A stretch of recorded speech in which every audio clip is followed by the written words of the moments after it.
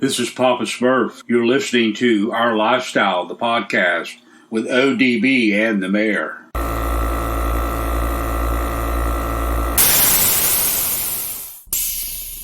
Yo, it's Our Lifestyle Podcast, episode 234, coming straight off of Mini Truckin Nationals. We have a lot to talk about Mini Nats, but we want to first start off and say thanks to our title sponsor, Custom Car Show Productions. Don't forget, you can go on scrapingthecoast.com or search Facebook for Scraping the Coast, and you can register for the 19th annual event coming up this June. And the kick-ass thing about it is it's the last weekend in June. We're talking June 25th, 26th, 27th, and that is the weekend before really what we're looking at is July 4th weekend. So start the week right, or start the holiday week right by going to Scraping the Coast. They're in Biloxi, Mississippi. Again, Facebook, you can search Scraping, that's SCRAPIN, The Coast, 3 words. For more information, we'll be out there gallivanting. But first, we got Mickey Mike, the Mayor. Dude, you put some miles down on the transit van, didn't you, man? Dude, absolutely. Always do. And, hey, Airhead Nation, it's another beautiful day down here in Southwest Florida. I'm just glad to be back in this 90-degree weather because I left Wednesday, delivered mail on Wednesday, 91 degrees. Okay. Thursday night, we get to Maggie Valley for Mini Nats, and it's 32 degrees. Dude, that's a huge difference. It was freaking cold, Jay. It was wet, Jay. But you know what? That did not stop fun and the excitement and just the absolute joy of being in Maggie Valley with all of our mini truck friends doing mini truck things. And once again, Jason Bell and staff absolutely killed it. I say staff. I want to correct myself. His family, because they're all family.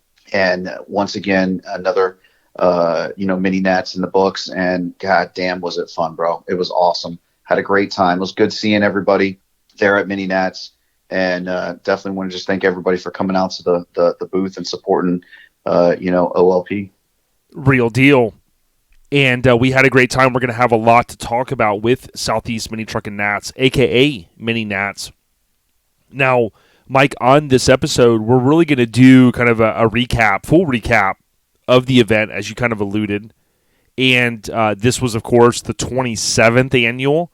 And we know next year, this time, is going to be the 28th. You could pretty much set it in stone. The dates haven't officially been announced, but if you look at the calendar, you can kind of figure out when it's going to be next April. Now, we're also going to have a guy on by the name of Jeff Gaudette. The name may not ring a bell for you. Longtime mini trucker up in the Northeast, and he recently got patched into a West Side gang. Car club, truck club. And but he does hail, or he lives up in the Northeast. He's got a very cool story, Mike. He's got a former cover truck on Mini Truckin Magazine, and he's had multiple vehicles. So, really cool story to share, Mike. I'm excited for everyone to hear this one. Oh, I always look forward to Fridays and hearing those interviews on Our Lifestyle, the podcast, because they are always on point and always full of information. And it's like I had told Brandon Shirley. I knew of him. I've met him once or twice, different shows throughout the years. But listening to him on LCD podcasts, tell his story, and I got to learn more about him. And it's almost like you feel like you know somebody after they come on a podcast and they tell their story. So that's my thing. That's what I love, about the interviews on the podcast. 100%. And again, thanks to Scraping the Coast, we're really looking forward to this event. As we mentioned, it's really the biggest, baddest show in the entire region. If you have an opportunity, fly out, drive out, come on out. It continues to get bigger and bigger and badder every year. Now, Mike, we always love to talk about our family over at Graphics Mafia. They sponsor us with many things that we do, but the overview of this episode is brought to you by Graphics Mafia. And it's Graphics, Graphix with an X, Graphics Mafia. They're on Instagram. They're also on Facebook. And not only, Mike, do they make some really cool decals, they'll make stickers, they'll do wraps. They do a lot of different stuff. Those yard signs that you see oftentimes, they make plenty of those and whatnot. They're good people. Again, graphicsmafia.com. Mike, they also, I don't know if you noticed, but Buddy over at Graphics Mafia, he's starting to get into the video game. And I don't mean like games at home. Dude, did you happen to see the video that he made of Bada Bing, dude, where it like flipped around in the interior and stuff? No, I've seen it. And one thing that was mentioned to me is we don't say, "Hey, buddy," anymore. So we got to start making sure that when we mention Graphic Mafia, we mention, "Hey, buddy." I'm sure he loves that.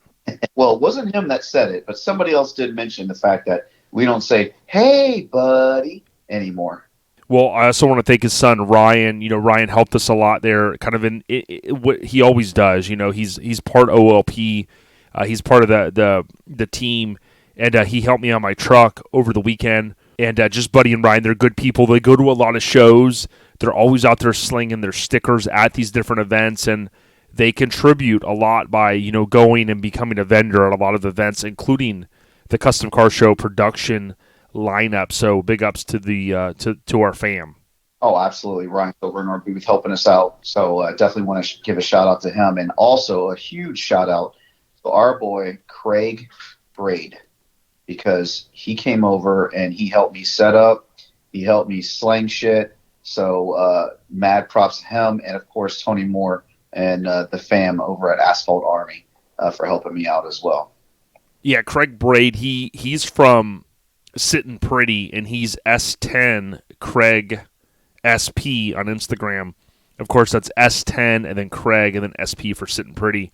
And I also want to mention it was 16 years ago that he lost one of his good brothers, and we had posted also.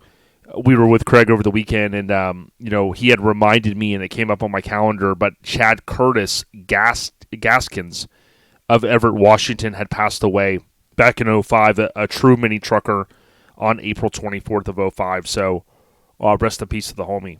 And again, thanks, Craig, for all the help. Now, Mike, we'll transition into the scene updates, and really there was no bigger event going on last weekend than Mini Nats, so that's where the lion's share here that we're going to jump into. But I want to remind everyone, 2 back-to-back mini truck weekends, basically this coming weekend, that if you're listening to this on Friday, you're missing out. If you're not in Vegas, it's going down with Mini Truck Showdown, so back-to-back.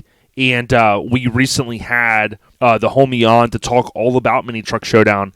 Even if you can't make it out, go back and listen, because they've got this unique experience going on out there in Vegas, and I think it's pretty awesome. So, again, east to west, there are people that are going to be at both, so we'll kind of mention that a little bit here. But, man, there's a lot going on out there, so nobody can say the scene is dead, that's for sure. Now, Mike, you mentioned earlier, dude, Jason Bell and fam. Tip of the cap, brother. I mean, there's no other way to say it.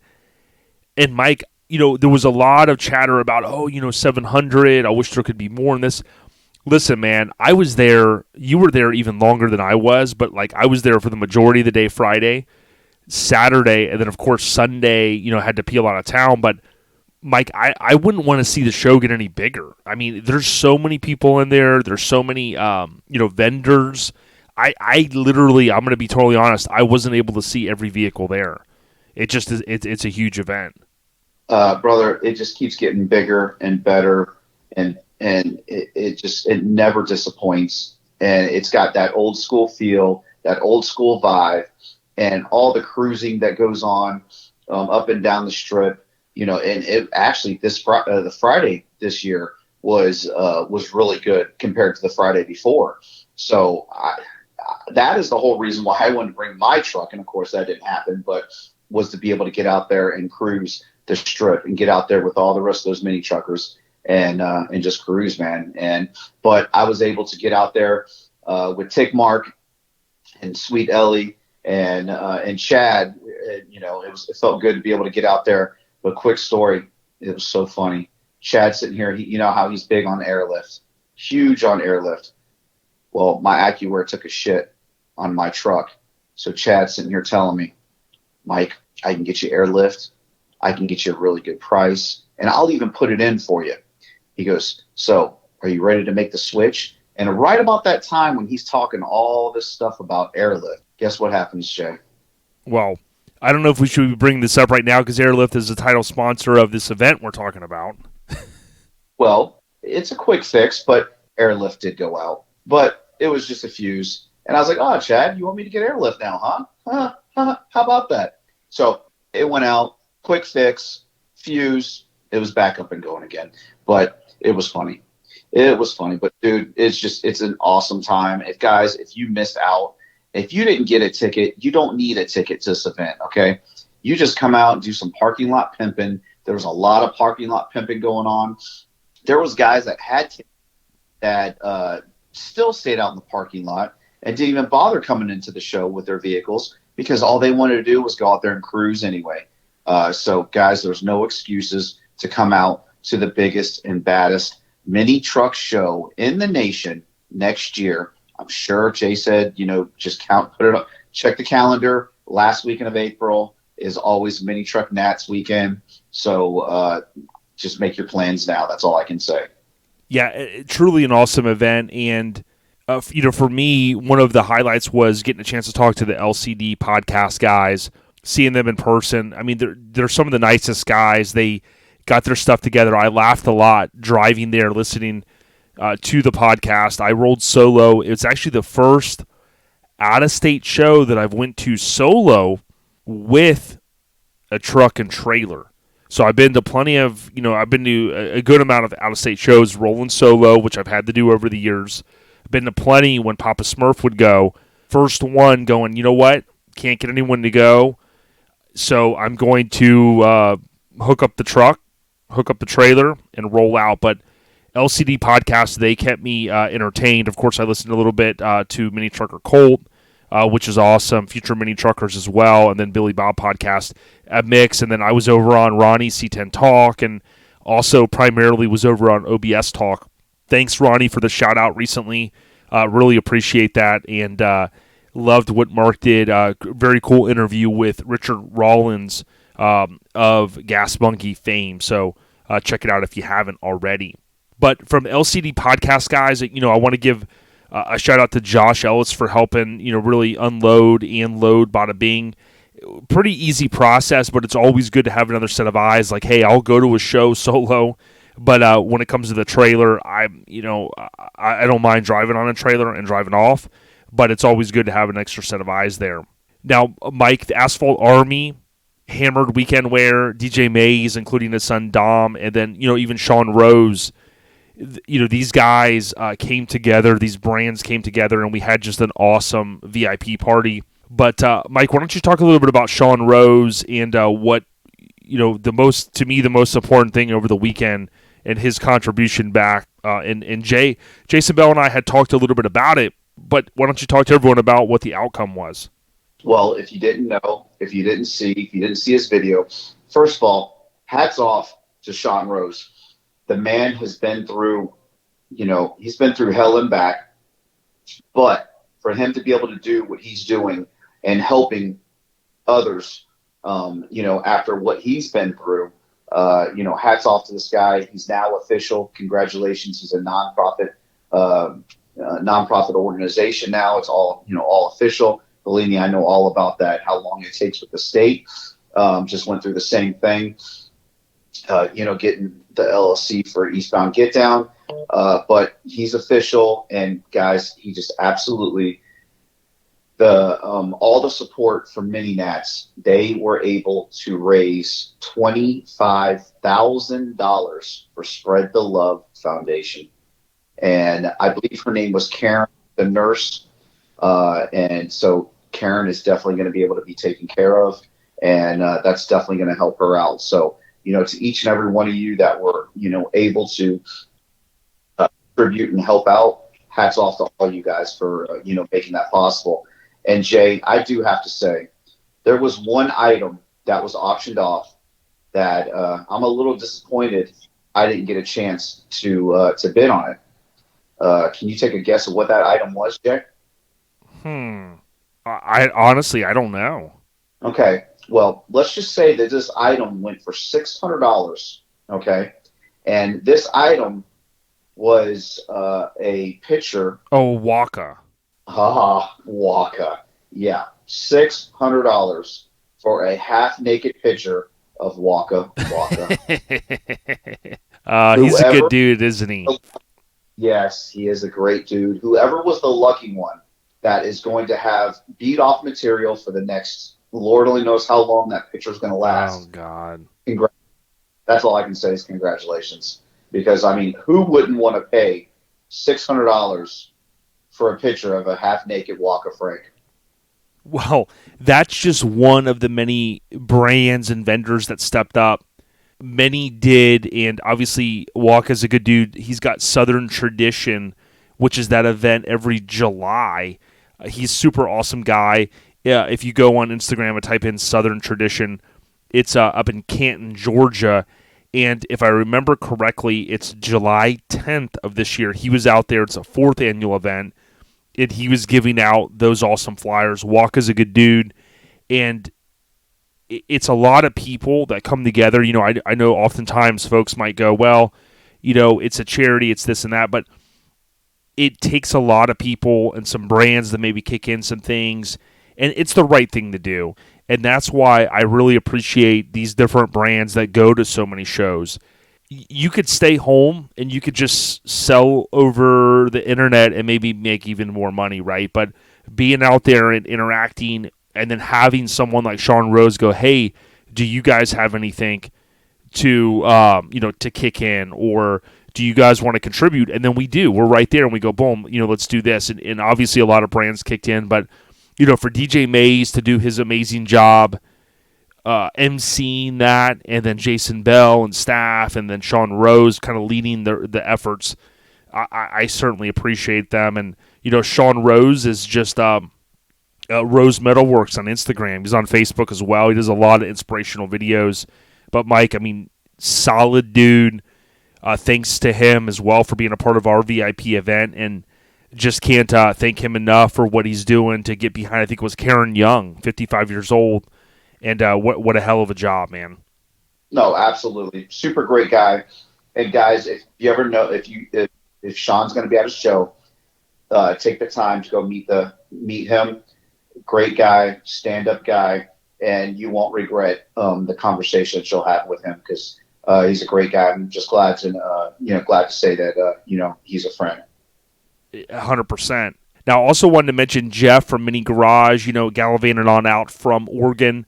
You mentioned Craig Braid earlier. He gallivanted out from Washington. He flew in, but he did drive last year, just 6 short months ago with his son. They brought their rig out. Chris Kudo. We literally had all 4 points of the country. Now, we didn't have Maine like we did the previous year, but, New York and a lot of the Northeast states, but not only did you have Oregon and Washington, but then you had Chris Kudo from Cali, DTE, a.k.a. Down to Earth. That'll tie in a little bit later to the guest. And Chris, man, what a good dude. I appreciate, he said he had listened to the episode on the way over and had a blast. And I think it really brought him back to the era of, him getting into mini trucking in 89 going to Bonton. Because, we floated around to the different camps. We had some brews with some people, introduced him to some good folks. So, man, he had a smile ear to ear. And I tell you what, Mike, hard-pressed to find a better dude than that.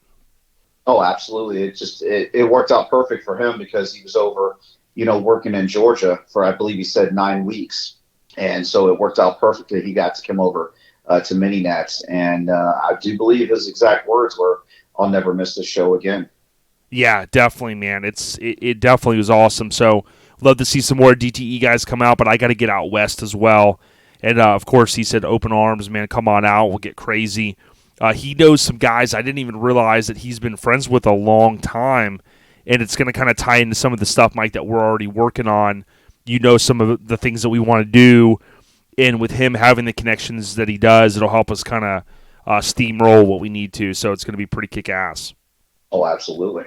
Now, Dom, when I drove, so I did bring Bada Bing. A lot of folks didn't really know it was going to come. We really had plans to bring it out last year in April, pandemic started, I didn't get a chance to really get the truck in when I had hoped. I had talked to Jimmy and Tim at Jimmy's Drawn and Customs about a year ago, a little bit more than a year ago, about bringing the truck in, and then they said, okay, go ahead and bring it in, and it was like right when the pandemic was going down, and things were kind of shut down, and I just didn't get a chance to get over there. But you fast forward, a little less than a year, got the truck in. Tim did a bunch of punch list stuff on it. What that allowed for me to do is basically get the truck. The motor had been rebuilt, for those that don't know.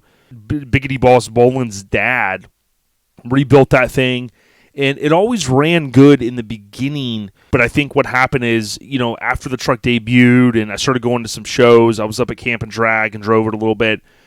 I think I overheated the truck and the gauge wasn't working, so that that turned into going through the head gaskets, and then I changed the head gaskets here, and something else, maybe I didn't drain all the oil right. Something happened, and then over time the truck sat a little bit, motor locks up, and it just became this fiasco. But with the motor rebuilt now and Tim going through it really with a fine-tooth comb and dialing a bunch of stuff in, Mike, that allowed for me to bring it up.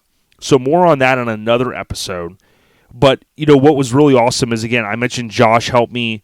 A lot of good word about the truck, so this isn't about me, but I do want to say this is one of my favorite moments when on Saturday night, you and Shannon helped. We obviously, three of us, took down the booth, our new booth, which took some time to put up, of course, took some time to take down, and then I got a chance to cruise the truck from the event over to the trailer parking, and as soon as I pull out, Dom goes, "Yo, ODB, can I jump in?" And Diggity Dom's the man. So, of course, flipped the door open, he jumped in, and he had a smile on his face. So, Mike, for me, that was one of the highlights of the weekend, man. Seeing the younger generation like Dom, really, he's really ingrained in the scene, and then just the smile on his face, and, man, it's killer, dude. Oh, absolutely. And with that being said, because Bada Bing's his favorite truck, we finally got the Bada Bing skate decks back in again. And that kid had come over and come over and come over. I don't know how many times on Saturday before you had gotten there. Do you got those decks yet? Do you got those decks yet? Dad says I only got $60 more to spend at this show, and my final $60 is going to be a Bada Bing skate deck. Man, when's the skate deck going to get here? So I know that Dom definitely loves Bada Bing, so I guarantee you that was a highlight for him as well, Jay. So you made that kid's day, you made that kid's weekend, you made that kid's year, man. I guarantee it. It was fantastic. And speaking of Diggity Dom, why don't you talk about what Chuck did, dude? Chuck Dog's such a good dude. He rocks with us everywhere we go. Real deal mini trucker, but he also stepped up and hooked up little Diggity Dom. Well, he comes over and asks me, "Hey, which skate decks does Dom have?" And I'm like, "Well, I know he's definitely got this one, and I know he's got this one." And he goes, "Well, does he have this one?" And I was like, "Well, you know what? I don't want to tell you no, and then he has it. So I'm going to tell you, let's ask his dad." So we find out from his dad, made sure Dom didn't have it. So Chuck comes over and buys Dom another skate deck. So I believe Dom is up to 4 skate decks, OLP skate decks now.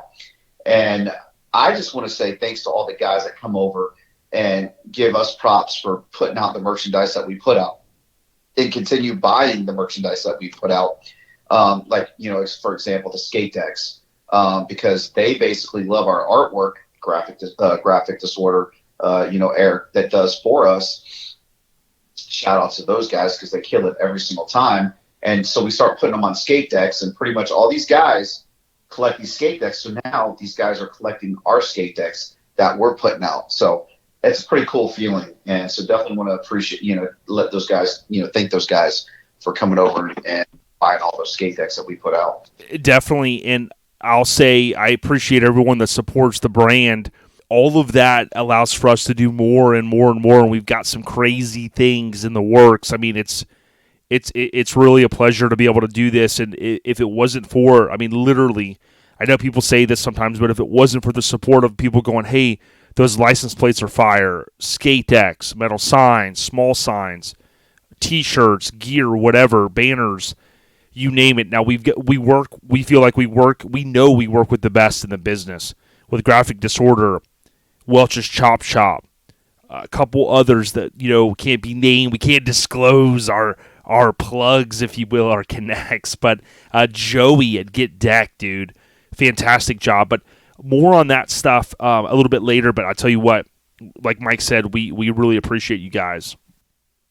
Yo, it's ODB. Quick break for podcast identification.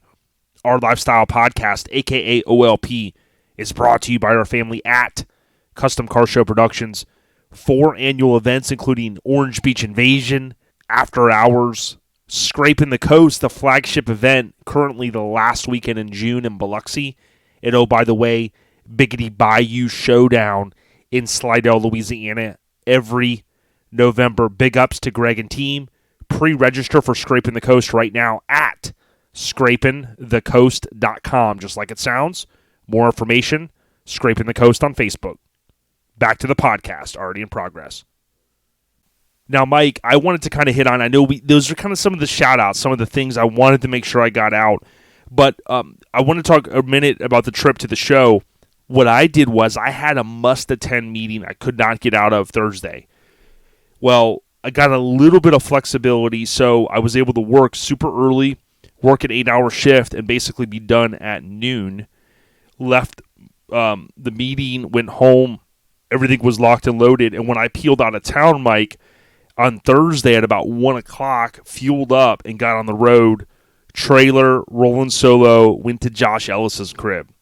He's up outside or in the Charlotte area, got a chance to hang out there. We went right to dinner, got some grub, came back to the crib, boom, it was lights out pretty much, right? But I must say, got a chance to hang a little bit in the garage before we went to dinner. Man, Josh is a great dude, but he's got the look that kills in there. He's working on some stuff. He's got his new OBS truck, which is freaking awesome. And his garage is done up with a lot of cool stuff, not just OLP stuff from different brands, stickers, awards here and there, different things. And, hell, Cal Concept seats that were originally in his truck. Just some very, very, very cool stuff in his house. So, I want to thank him and Nicole for the hospitality. And that next morning, I know I'm pretty OCD. I'm pretty scatterbrained trying to get on my house. Now I know why Josh and I are such good friends because, he is a little bit too. It was like, hey, you wanted to make sure you get all your stuff, get your coolers loaded, all that stuff. So he worked on his truck all day Thursday doing a ton of maintenance so that on Friday morning, once he got loaded with a few things he needed, we peeled out of town, Mike, about a 2-hour ride. That's when we got to Maggie Valley, loaded up my cooler, put some fuel in bada bing because I know it was a little bit low. Hadn't put any in since I got back from Jimmy's. And, dude, we were there. Now, the weather did suck early on. But, again, Mike, you said it earlier, dude. We can't predict the weather. And the weather didn't scare anyone off, dude. But that's how my trip kind of went there. Everything go good on you guys' side? Oh, absolutely, man. I tell you what, we took a new way this time, heading up 95 to 26, and I'll drive across the 95 every single time to head to Maggie Valley going forward because that was so much better than going up 75. So 95 is definitely the way to go.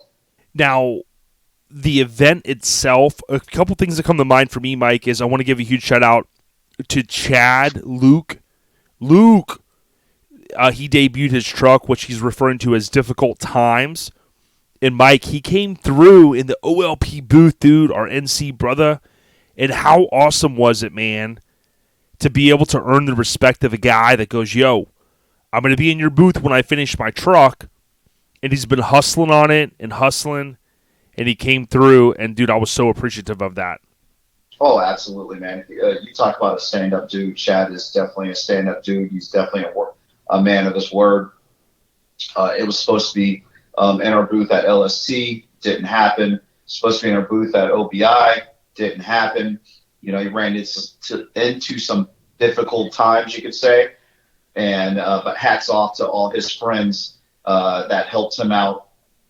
I ain't gonna sit here and act like I remember all their names, but he definitely's got some really good friends and some NC brothers that came to the rescue and helped him get that truck to where it needed to be show worthy and be at Mini Nats. And congratulations and hats off to him and all his friends, because it showed up at the biggest and baddest mini truck show, and where he was crowned best mini truck at Mini Nats. So that's definitely a big accomplishment. That's definitely a big honor. And so he definitely deserves, all the accolades that he's getting for that truck, for all that hard work that him and his friends put in to get that truck to where it needs to be. Yeah, 1,000%, and salute to him. Now, my understanding is that Jesse won Best Full Size. That was the recent pickup from Menso, I believe it was. What was pretty cool, Yep. Mike, is he must have shared the photo with Menso. I'm sure that kind of sparked a friendship over him buying the truck. But it was pretty cool because Menso also had posted, a real cool post, just kind of saying it was awesome to see on Instagram. It's Texas Menso, just how it sounds. Just wanted to say congrats to the Jesse, which is H8RSNV, on taking best truck home from Mini Nats this weekend. I hope you guys enjoy the truck as much as my family and I did. And his was, I think it was best truck. I don't know if it was technically best full size, but the award by Feltham Fab, good dude. And pretty cool stuff, Mike. I know that truck. Also, was that at the? We didn't get a chance to really talk a lot about the promo stuff that you were doing for Eastbound show next year, but that truck was also at the promo deal, right? Yes, it was. Yes, it was. Could you do me a favor? Maybe. Could you ask Jesse if I could borrow the truck for a couple months? Maybe just to kind of cruise around, grocery getter deal. Oh, definitely, because it's definitely set up perfect. To go pick up those, hey, if you need a couch, because I know how you like about couches. Yeah. And I like to bring couches with you everywhere you go. I mean, you can throw the couch right in the back of that bed. All the groceries right. He wouldn't mind, would he? No, absolutely not. And then all the groceries right there in the back. In the back, the double cab there. Just throw all the groceries back there, and probably get cases of water up in the front, the front passenger seat. Not a problem at all, man. That would definitely be a drive around, grocery getter, drive around town, the whole 9 yards. Yeah, I think it would be awesome. But in all seriousness, Jesse, congrats. I mean, he purchased an awesome truck, and he's continuing to carry on that amazing legacy. Now, Outlaw, Mike, what did it win? DP, Nikki. I mean, dude, their heads are starting to kind of get big. They're right now driving on out across the country. Big ups to them, over to Vegas, literally from West Virginia, Dub V to NV, Nevada, dude. But what did they end up taking home? Well, like you said, their head, well, I can't say they. Daryl's head is definitely, it is grown. I noticed he was starting to rip the sides of the hat. The sides of his hats were starting to, rip because of, how big his head's getting now. But best of show. Not a surprise, not a shocker, because hands down, definitely one of the baddest S10s ever. But it's starting to look like it's going down as one of the best trucks ever, Yeah, I agree, Mike, and big ups. And one positive thing about the rain on Saturday morning, we didn't have that crazy hustle and bustle. We're able to actually sit down and have breakfast. And Daryl and Nikki, I was going to say they joined us. Well, we joined them. We walked in about the same time they did right there at Pops. And it was good to sit down with them and just, friend to friend, just, have good conversation. The only bad part about that breakfast is when the check came, Daryl all of a sudden, he disappeared. I don't know where the hell he went. He said he had to take a deuce or something. Didn't he? Is that what it was? I mean, I noticed his arm. I noticed his head got bigger, but his arms got shorter, and he couldn't reach his pockets or something. I don't know what happened, but it was really weird, the timing, with that whole thing when the check showed up. Yeah, you know what I mean. So, but I think I said something about cable guy when I go, hey, he goes, hey, Mike, get back here. I'm paying for that. And we go, well, we pay this time, you pay next time. But next time we're going to go We're not going to just go to like a small mom and pop's place. Like we might go to like Sizzler or something, you know? Oh, we're going Sizzler. Yeah, man. So Nikki and Daryl, I mean, get ready because, man, we're going to get that buffet. We're going Sizzler, man. So, you know, that little $5 breakfast you had, I mean, ours might be like 10 at Sizzler. You know what I mean? So, Oh, absolutely. It's going double next time. But no, hats off to those guys. They definitely deserve it. Drive safe, be safe. On that cross country tour that you're doing there, and have a good time in Vegas. yeah, real deal. Now, Jeff, Geoff, Jeff from Mini Garage won Best Old School. We did a quick video, so you can go back on our Instagram feed and peep that out. Love his Mazda. He had the wheel stand. He had the wheel off. Of course, he came from Pacific Northwest all the way to North Carolina. Now he's driving all the way to Vegas and then back home. These guys, their dedication, it's unheard of. Now, I also want to, I know Eddie Gordy was out there with the super clean cookies and cream. Love seeing that truck. A lot of the RA guys were in full motherfucking effect. NC was running shit up in that corner over by Garage Gear Clothing and some of the other vendors. And then, of course, my brothers and my sisters in Sever, dude, we came like with a lot, man. We came like, dude, like freaking hyenas, dude. I mean, we had a lot there. It was so awesome. I got a chance to meet a couple members I hadn't met before. Low Rollers was in the motherfucking house. Talked to Phil and his crew. He introduced me to some of the guys, dude. I tell you what the unsung hero was the blue Colorado. And I'm so thankful. Yeah, dude, I'm so thankful that I talked to Phil because Phil was like, yo, I started talking to his homie at Matt Hodgson, right? Hodgson? Yep. Hodgson's. Dude, and I tell you, that this is the key thing when you go to shows and you talk to people. Like, you know, this truck, I may have walked past it and was like, oh, it's a nice Colorado. Well, I mean, it was. And then but if you stop for a minute and you look at the paint, and then I was like, yo, can I check the interior? And it's like, boom. I mean, dude, interior's fire. He had a rag top from a 96 BMW 318 Ti California edition, though. They only made 1,500 of them, is what he was telling me. The truck next to it, the S10 extended cab, it had one of the Little Shop Dash, deals from years ago in it. Just so many badass vehicles. You had the Crew Cab S10 that we had posted. This was by Ryan Cook from Hated Fabrication. Crew Cab, old school S10, real badass paint, wire wheels, hydraulics, tilt bed, suicide rear doors, old school interior. Like, dude, like, bro, like, so many mods. And then Mike, Josh Ellis was posting videos of schizophrenia. Did you see some of the videos of the bed dancing? Josh and I came up with the plan. We now know what you need to do to your Mazda. We want you to go at Schizophrenia's owner and go crazier. Mike, we want to see your Mazda with the bed deal almost like more of a carnival show than your local carnival. You know what I mean? Well, I didn't have to worry about watching videos because I was there, he was there, and he kept driving around, and he was blowing that shit up all weekend long. Dude, that thing is insane. And I think LCD guys were part of him bringing that out, from what I understand. Yes, they were. And man, what a pleasure talking to those guys, man.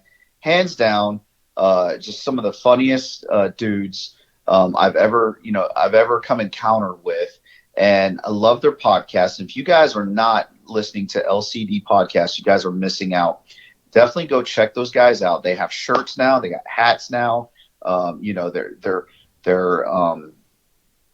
call us the professionals. But I tell you what, they're shaping up and they're turning into some professionals themselves. But love the stories. It was good to see them. Thanks for the shirts. We got to get your website up so we can actually purchase some merch from you, since you won't let me buy it from you in person. So, make sure you guys go out and check them out and say what's up and just listen to some of these stories that they got, because there's some good stories, man, for sure. And Favre, got to hug the guy, raise some money for some charity. Got a sticker. So it was good to meet the JV team as well. Yeah, it definitely was. And the post that they had made, they on LCD podcast, they said we were beyond tickled to be able to bring Jamie Kelly to the Mini Truckin Nats. In my opinion, the most radical bed dancer in history. And dude, insane. Look at Josh Ellis, IBE Jealous, JELLIS. Look at his feed for some of the videos. I mean, literally mind blowing. Now, you said Favre earlier. I thought, because I was a big Favre fan, dude. I got a Favre jersey here on the wall, but it's Favre. So I just want to make sure, because I don't want the LCD guys to listen and then be like, man, these guys don't know what they're talking about. You know what I mean? Now, was Brett Favre? Did you get a chance to see him at the show too? Oh yeah, I gave him a hug too. No, it's all good. Also, want to say Ben Smith, man, I got a chance to sit down. He goes, yo, ODB, check it out. So I sat in his truck a few minutes and really looked in and just kind of took in, because I've seen his truck a lot, but he's really been working on it hard. So him and Crystal, they were out there repping Good Peeps. A lot of other people, I know we shook hands, we slapped hands with some others. Aaron Combs, just had a great time chatting with him and some of his crew. And really so many, Mike, a couple guys, and I so apologize, I don't remember everyone's name. I mean, a couple guys came up and were like, yo, the podcast, we appreciate it. You make us feel like we're a part of the community. I mean, it drives me to want to do more and get out. And I was like, oh, cool, man, we appreciate it. And then, one of the guys was like, yo, no, man. He's like, listen, dude, I'm serious, dude. He goes, it's literally, pushing me to do and go to shows and stuff. So, Mike, again, thanks to everyone. We're no better or different than anyone else. We just love what we do, and we dedicate this little bit of time because people do appreciate it. So I want to say that. I want to say thanks to Brian from Grinder TV and Frank from Custom Life, both of the West Coast peeps. They came over, said what up. I chatted with them. They have amazing content on YouTube, and it's all free. They also have great content on Instagram, I believe on Facebook as well for both brands. But Custom Life with a K, Grinder TV, you guys know. So, Mike, I think for the most part, I mean, I'm sure, I know I'm missing some stuff, but those are some of the highlights. The cruising was amazing. All I could say, Mike, is you said it earlier. Even if you don't have a ticket, come to this show next year. Get a $10 wristband for the whole weekend. It's the best $10 you'll spend. You'll have a blast, meet some people, and just have fun. Oh yeah, absolutely, brother. And it's just like I finally got to meet Bill from Camp and Drag. It was the first time ever meeting Bill. So, that was nice. Yes, dude. Yes. Thank you for saying that, dude. What a good dude. Yeah, absolutely. And then Jeff with Tasmania comes over, buys a ticket, comes over and buys an OLP sticker, and then slaps it, matches that red on red with Tasmania, the truck. And I mean, what an epic truck, so it feels good that he's repping OLP on that epic truck. And, congratulations to his son. Going to have a baby. Well, he's not, but, obviously his son's wife is.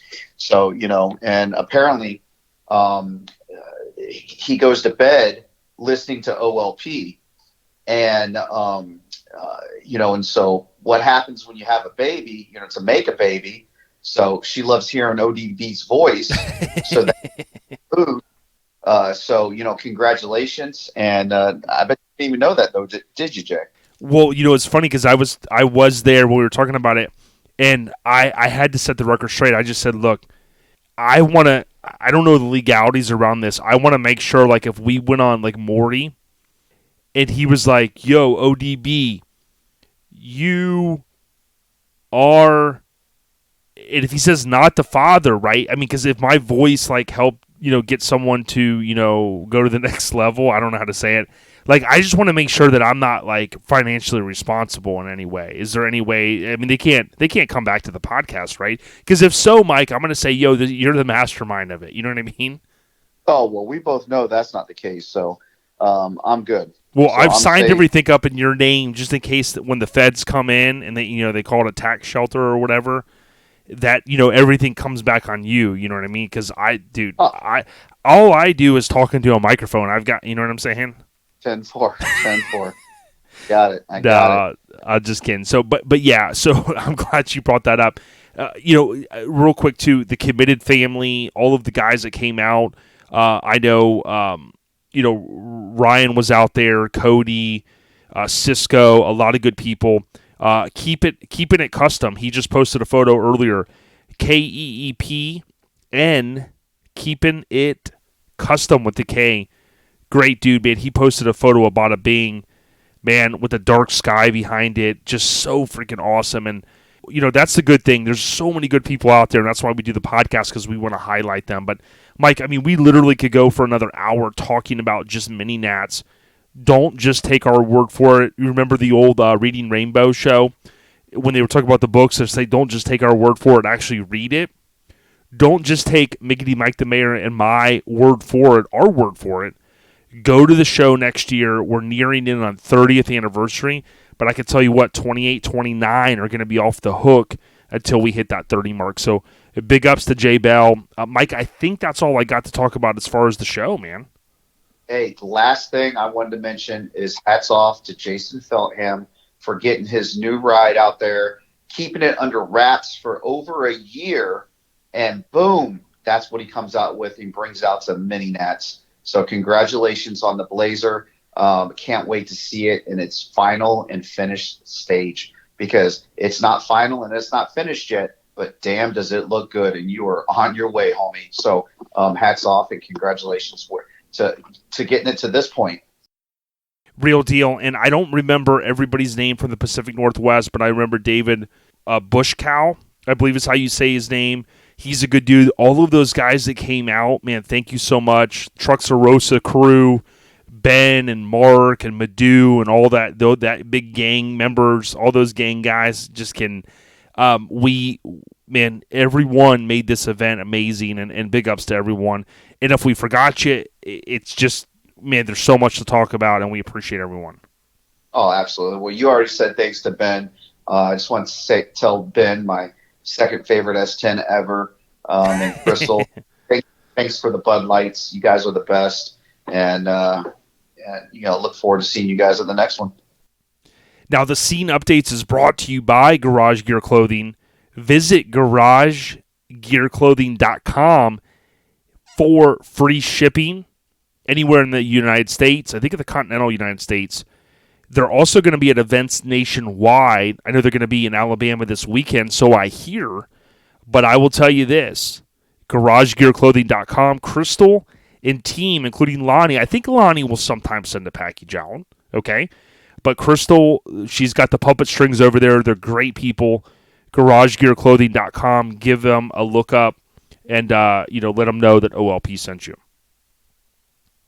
So, Mike, as we transition into the, we'll cover any other scene updates next week, but the show updates, we want to just kind of say, look, here's where we're going to be at. You basically have Team OLP that's going to be out at Mini Truck Showdown. I know Craig from Washington is going to be out there, so he's going to be boots on the ground. Now, some things did come up, and I am not able to make it, and believe it or not, Ruben was going to be there, boots on the ground, and he had some things come up with Cherie and her work. So he's not going to make it out, and I want to apologize. I'm not going to be able to make it out. So it's some things with work. It has nothing to do with being able to get out there. Flights have went up with kind of the economy opening. I don't want to say opening back up, but in some states that are starting to go, full bore, a little bit more than maybe 50% and then higher. So with that being said, some of the things I've kind of seen and heard, ticket prices are not cheap, but rest assured, we've done our best to promote Mini Truck Showdown to Corey, Sean Patrick, all of the crew. We wish you all the best. We are going to be sharing photos, and if anybody's out there and they want to contribute, get the photos to us through Facebook Messenger, or you could email them, ourlifestylepodcast@gmail.com. Mention your Instagram name, and we will give credit. Mini Truck Showdown this weekend. Now, Made of Steel, Mike, this is that nice kind of, dare I say, a couple weeks off that we have. We have 2 weeks off. So since we're not going to be at Mini Truck Showdown, we're going to have the 8th, which is free, the 8th of May. But then the 14th and 15th, Mike, you're going to be, are you still gallivanting on over to Dover, Florida, or what? Oh, I'm going to be there, brother, because I got to run a damn cornhole tournament, man. I know, dude. Goat was like, yo, is Mike coming? I was like, I don't know. And he goes, I'm telling you right now, that was the blast last year. He's like, dude, we had the stereo competition, and then you guys were running game. And I told him, I said, man, I was telling some of the players last year, they ain't shit. And that, I was getting them all riled up because I said, Mike's coming this year again. So, dude, I hope you're ready. I mean, if there's any altercations or whatever, I'm out, man. You know what I mean? Oh, no, dude. We're going to be ready. And like I said before, whoever the winning team is, me and my boy George will take them on. And, starting bid will be $100. So, start throwing some cash down and let's play for some money. I love it, dude. It's going to be awesome. Made of Steel Show on Instagram. Of course, Made of Steel Show on Facebook. Goat, Tank, they've done a fantastic job. You got a nice showgrounds there. Big covered area. You got some Freon poisoning as well. So if you get hot, and you get the lemonade, you got food vendors, and let's say you have the opportunity that you want to peel out and you want to go over and sit down somewhere, get into some more AC. You got barbecue joints, you got Portillo's over there in the Brandon area, and it's probably like a good 15, 20-minute drive, and then you can be back at the show. There's a lot to offer. And off the top of my head, Mike, I want to say seventh annual show is what if my mind rings correct. It's at the Hillsborough County Fairgrounds, not to be confused with the Florida State Fairgrounds where Slamfest is held. This is the Hillsborough County Fairgrounds. It's technically in Dover. I kind of call it an extension of Brandon because most of us go down 60 to get over to the fairgrounds. Now, they've also, Mike, went to a ton of shows this year, including Orange Beach Invasion. They've shared photos on their Instagram page. They've done a good job of being boots on the ground and representing the scene. And for me, Mike, that speaks volumes. Oh, hands down. You got to give him props for the amount of shows and the amount of going out and supporting all these other shows that he does go to. So, yeah, definitely. Now, the following weekend is going to be relaxing in the Park St. Louis, so the 21st and 22nd up in St. Louis. This is an amazing show. Now, they technically only had it the 1 year, but they've had a lot of challenges, right? Because the first year they had the flood. Last year they had COVID. This year, we know it's going to be fine, and it's the 21st, 22nd, 23rd. Now, last I checked, we're going to be live streaming from there via the Street Trucks live streams via social media, so that's going to be kick-ass. And we will have Jason on soon, a.k.a. DJ Maze, to talk about this event. We would just ask, go out on Twitch, download Twitch, and follow DJ Maze Radio. He's a great dude. He's becoming the DJ of the scene for many of these events, and we really appreciate Jay. Oh, absolutely, man. And he did a fantastic job there at Mini Nats. And definitely look forward to having him at Eastbound Get Down, January 28th through the 30th, 2022, Daytona Beach, Florida. Now, about 5 weeks later, you're going to have Scraping the Coast. That, of course, we talked about at the top. It's the 25th, 26th, 27th in Biloxi. And the cool thing is he makes it super easy. Scrapingthecoast.com. You can actually pre-register. When you hit there, you just tap on register along the main menu bar. It'll say to register by mail. Click here to download and print the form. Yes, you can do that. You can also register online. It's $60 outdoor, $100 indoor. Again, more information, Facebook or the website. Now, Mike, the key show updates brought to you by our family at the West Coast Influence. Yes, there is a mini truck inspired documentary. DVD or Blu-ray, go to minitruckfilm.com. That's minitruckfilm.com. Order a Blu-ray or DVD. All right, next, Mike, we got that podcast updates, and we hinted at these earlier. Mike, I think this week you and Mrs. Mayer are doing the damn thing. You're shipping out all of the yellow Mazda merch. Is that right? That is correct. By the end of, what is today? Today's Tuesday, so we will have everything shipped out by Wednesday. No, absolutely. Yeah, so kick ass. Thanks to everyone for the patience. And if you want to get out and order, if you maybe you missed out on the pre-sale or you weren't able to be at Mini Nats, go to our lifestylepodcast.com. By the time you hear this, we should have the site up, and you can go out there and make a purchase, and we'll be happy to ship that right over to you. A couple of hoodies left, a couple of tank tops, but for the most part, everything is sold. There are some good sizes left in the T-shirts. We did have red shirts, and we had black. So get out there, ourlifestylepodcast.com. Now, the podcast updates is brought to you by Joey at Get Decked. We often talk about if you want to put your ride on a skate deck, or you're a show promoter and you want to do something different and maybe utilize the artwork that you already paid for, or possibly need Joey to design something up for you, look up Joey at Get Decked. That's Get Decked, 2 words, on Facebook. Send him a message. It's Joey Dilworth. Ain't that right, Mike? Yes, sir. And he is definitely the man behind all these skate decks, and he makes it happen for us. And he made it happen for us again at Mini Nats. So, and thank all you guys, because it's almost time to put in another order. Yeah, you can find him on Instagram as well. It's get_decked_VA. And Mike, speaking of VA, he also has an upcoming event. Yes, he does. And guys, it's called Attitude Check. And this is going to be Attitude Check number 9. And this one is going to be at Mr. B's Park in Woodford, Virginia. And that's August 19th through August 22nd. And so just go and check out the event page for more information. But guys, every year, this is a show. It's a charity show. And what they do is they give back to the local schools. Last year, they were able to donate over 600 book bags full of school supplies. This year, they plan on doubling that. So definitely hit up Joey Dilworth and go check out the Attitude Check 9 event page and hit that going button and go check it out, because it's definitely going to be a damn good time. Yeah, thanks, Joey, for always coming through.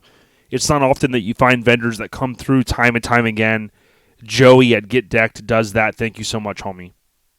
Now, Mike, the Airhead Nation updates. Look, on this one's short and sweet. You know, there's typically a lot of stuff that we talk about. The homies, the chicas, family members lost. And, Mike, you and I both know animals, dogs, arguably the old saying, a dog is a man's best friend and a woman's best friend. We got news on the way here that Lauren and Brooke, our RA family, lost their pup, lost their dog. And I would remind them that all dogs go to heaven. They're good people. They were out there representing with their amazing trucks. Congrats to Brooke for the continued success of the Ranger. But for right now, rest in peace to their pup. Mike, you saw that? Yes, sir. And like you said, our little girl has moved on to college, so we have our little pup, and she's my new little girl, and so I definitely feel for Brooke and Lauren, because I'd be lost without mine as well. So rest in peace to the pup. You guys keep your head up, and remember, all dogs go to heaven. Mike, the Airhead Nation updates brought to you by our family at Hammered Weekend Wear. We tell you time and time again, if you're at one of these events, help Ron and Hank get back to Oregon by making a purchase. They need all of the pennies that they can get to get back. Just imagine if we don't buy enough gear, they may never make it home. So big ups to Ron, big ups to Hank. Thanks for everyone that continues to support. And I've been giving the homie a lot of feedback, and I think he's going to keep getting sideways throughout this year. And next year, he might even switch it up with some new things. So I have a feeling the T-shirt subscription is going to continue to be on the rise. And Next year, you can get in on that yearly T-shirt subscription, save yourself from money, and get every single one. It's basically, I think it's 12 per year, if I remember correctly. So, kick-ass, big ups to Riggedy Ron. He'll be here in Florida soon, and then he's going to be making his way back to Oregon. The guy's driven, I think, more in 1 year, Mike, than possibly my entire life. That's the HDWWA Hammered Weekend Wear. Okay, Mike, the last thing I was going to mention is what's trending in social media. So just a couple things I've noticed, if there's anything you want to mention. But rest in peace, Shock G. We caught news. I was driving in my homie on Thursday night, my homie John, 3Js. He had texted me and said, rest in peace, Shock G. Shock G is also obviously known for the Shock G, the one who put the satin on your panties. Of course, that verse from the famous Tupac "I Get Around," or those lyrics, most famously known as Humpty Hump, a part of Digital Underground who found Tupac. So rest in peace to him. His mom lives right over near where we live, and my buddy Paul, Mike, had talked to Shock G about coming on OLP, and he said he would do it, and we just never had a chance to really link up. So that's really the small connection I have there. Of course, I loved his music, loved Digital Underground, but rest in peace. iOS 14.5 is out. I haven't really had a chance to play with it, but want to reinforce, if you're on an iPhone, there is a new podcast kind of experience. Apple has put a lot in. I think this is the first time they ever did a .5 update, and they have a lot of updates, including being able to unlock your phone if you have a mask on with your Apple Watch. That's pretty cool, but I'm going to be most excited about some of the podcast app changes, and that's the pre-installed podcast app that many of you are using on your iPhone. And then I would just tell you, Snoop did release a new album, From the Streets to the Suites.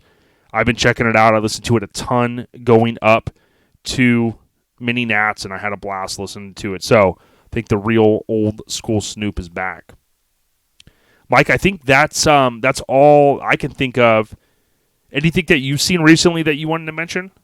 Well, we had talked about Daryl the Pose driving cross country, and I just came across a post that Glenn Brown, Mr. Downtown Glenn Brown, is on his way to Vegas as well. So, brother, you drive safe and enjoy that show. Enjoy Vegas, and we'll see you at the next one. Well, What's Trending in Social Media is brought to you by our family at All Time Low Magazine. Visit ATL Magazine. Yes, atlmagazine.com. Make a purchase, individual issues, or, of course, you can purchase the yearly subscription. It's 6 issues. That's bi-monthly, y'all. All Time Low, a.k.a. atlmagazine.com. What else you got, Mike? Brother, man, with that being said, Airhead Nation, we are at you. Enjoy this audio from the homie Jeff Gaudette, Down to Earth. Got you.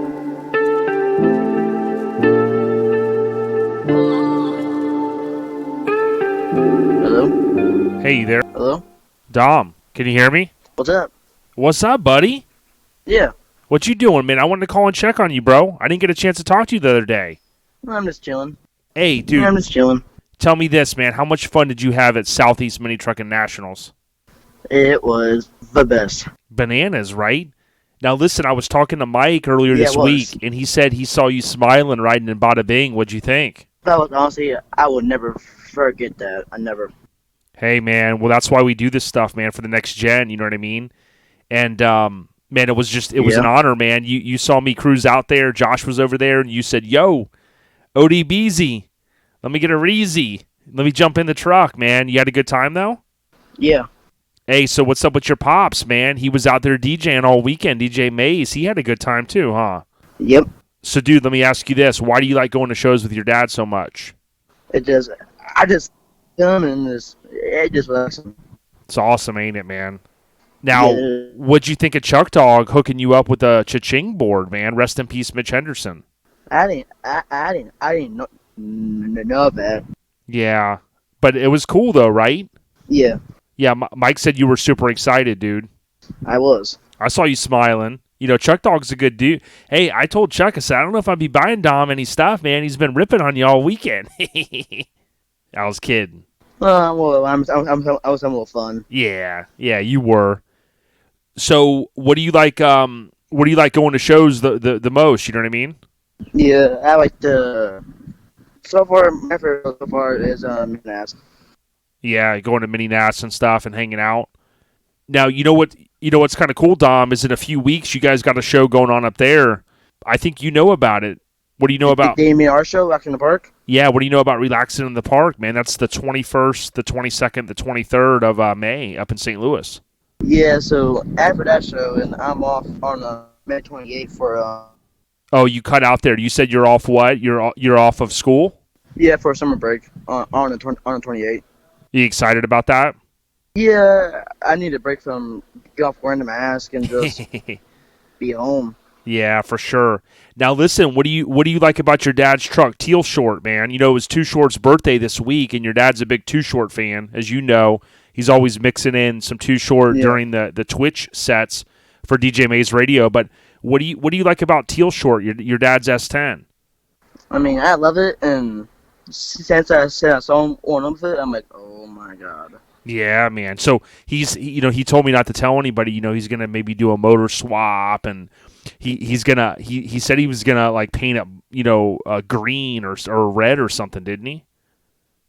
Yeah, he said he's gonna paint on the same color as a truck. Ah, okay. Yeah, he told me he's gonna put graphics on it, and he's gonna put like billet tires and stuff like that. That sounds kind of cool. Yeah, even I hope he does. If not, I'm gonna bat him in the head if I have to. Yeah, there you go, Dom. I like the way you roll, man. Well, Dom, listen, man. I wanted to check in with you real quick and make sure you're good, homie. And I just want to let you know you're going to be on the next episode of our lifestyle podcast. What do you say, Pete? Sounds good to me. I am down with OLP. You the man, dude. Have a good night, brother. All right, bye.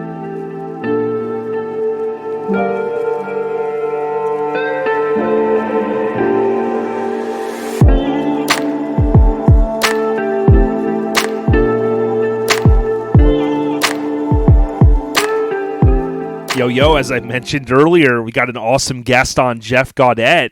Jeff, my friend, how you doing, brother? I'm doing good, man. How are you?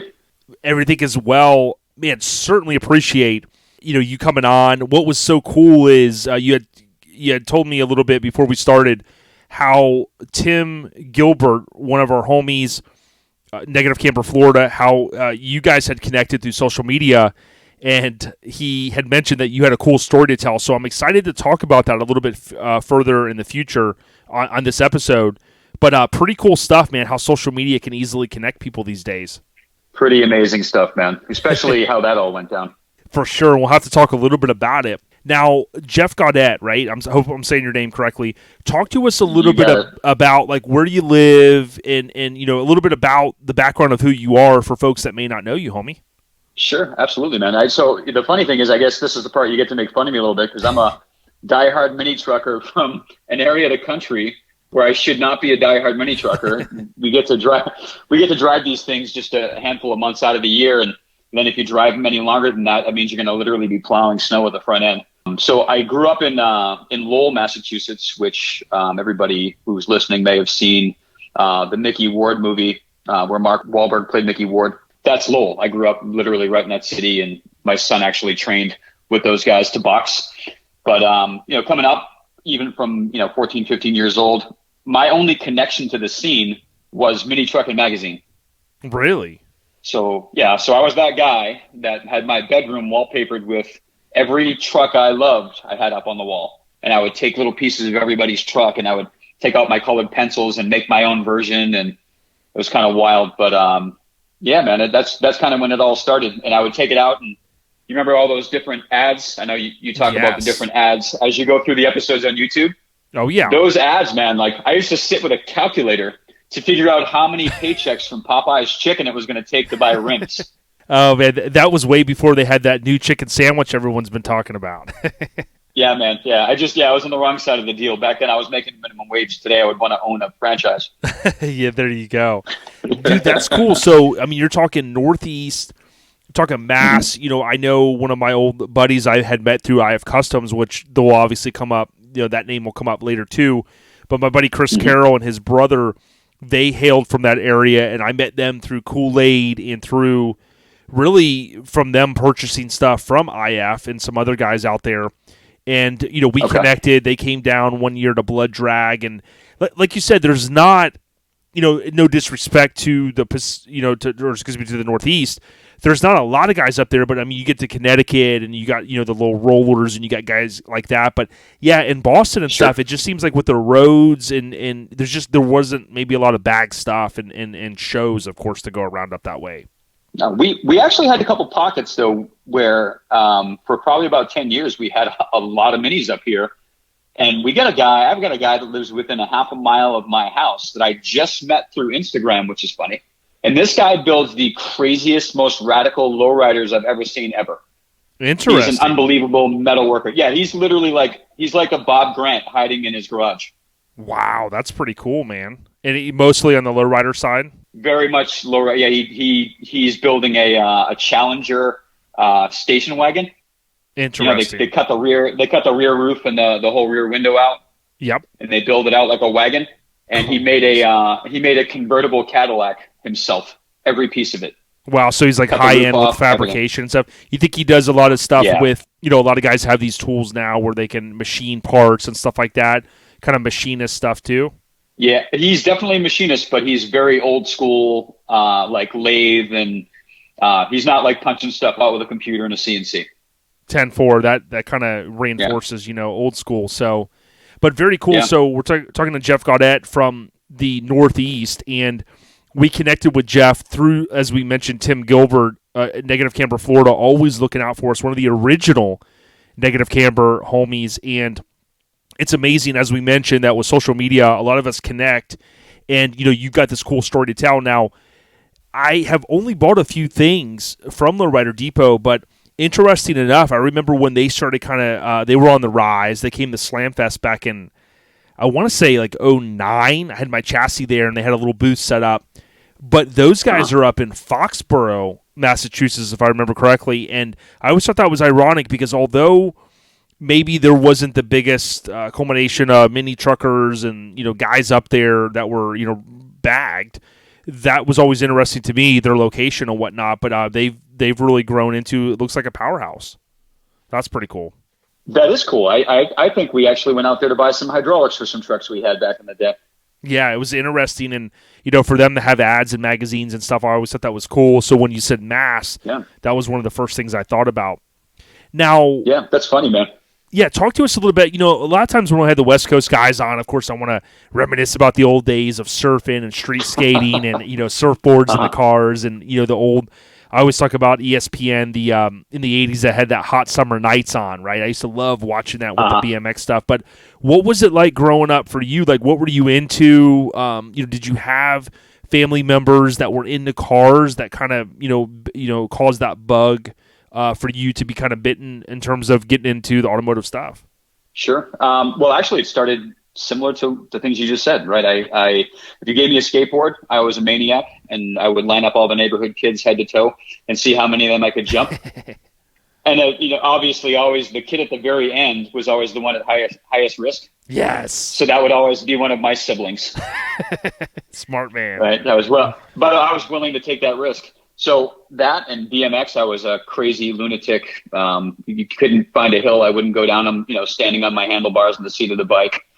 But my father was very into cars when, apparently when he was younger, he had a 55 Chevy and he had a GTX that he was working on. And, his stories were kind of very crash and burn because his father made him, he was living with his parents because he was young. And his father made him sell his cars so his sister could park her car in the garage. So I swore at some point I was going to build something to keep and be proud of. And, he actually passed away at 50 years old from lung cancer. So, hopefully at some point, man, I can make him proud. Nice, man. Yeah. Well, that's pretty cool, man. And it's great when you have maybe a father figure to look up to that, he was into cars and trucks and things like that. My dad had a truck, and he wasn't like the do-it-yourselfer guy, although they did, I got to dig up some photos one day, the Apache that he had, they did pull the engine from like this makeshift kind of like little old come-along deal that they had built off the shed. But he wasn't really a do-it-yourselfer guy, but he was into the vans and then into the truck and things like that. But it's cool when you can reminisce back to an older vehicle or something that kind of got you connected, and I appreciate you sharing that, Jeff. Yeah, most definitely, man. That's what it's all about. I sometimes wonder, where would we be in the world if someone had not coined the phrase old school? Like, that term is like the term, man. Like, when you're talking about, like you mentioned, the machinist guy, or you're talking about your pops or something. When you say someone's old school, that usually is like, all right, that's the line in the sand. They're legit. Yeah. Well, here's the thing. I mean, you and I can say old school to each other, and we know what that means. The problem is, and you had shared with me before we hopped on, that you have a 15-year-old. Yes. Yeah. So I have a 14-year-old who's a total car enthusiast. Oh, cool. And when he calls things old school, he's not talking about what we call old school. Like, it's funny to hear him say old school. I'm like, what do you mean? What do you mean old school? Like, old school music. He's like, yeah, 2000, circa 2005. I'm like, dude, you don't understand what old school is. Yeah, I know, man. It's cool. It is interesting, though. Someone could write a book eventually to talk about how each generation refers to old school, because in the future, we always joke about it. It's like a lot of us want mini trucks. I talked to Jimmy Graham, my buddy, years ago about this at Jimmy's Running Customs, and we talked about how he had this customer that was like, or this local hot rod guy in Daytona that was curious why why would you want like a 94 S10 or an 89 Mitsubishi or whatever.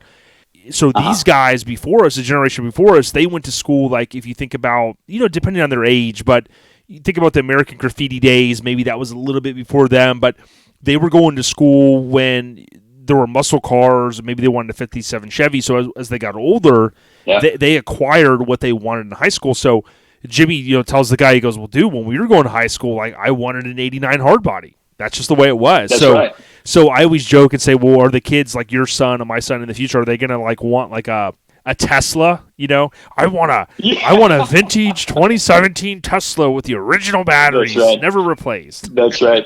Never replaced.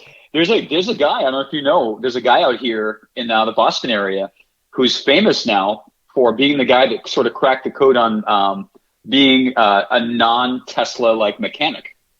Interesting. Yeah.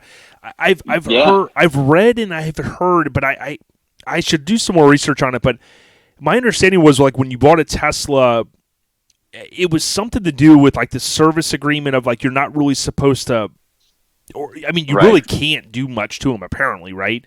But so they say. Yeah. So they say, so, with that, I mean, it's kind of that weird thing, because it's kind of like an iPhone. They make them so difficult. I mean, there are the mom and pop shops that can take them apart, but Apple has made them more difficult.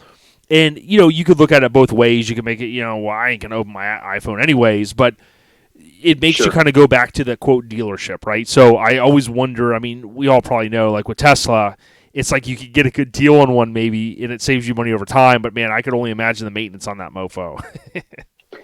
Yeah. So the coolest part about this guy, the only reason I brought him up is because he made a truck out of a Tesla. Awesome. Yeah, that's pretty cool. I figured it fit our conversation. Yeah, and I always tell Mike, we always joke with Mike about his Mazda, man. He really needs to like do something big, maybe convert it to electric. There's a guy that I watch on YouTube.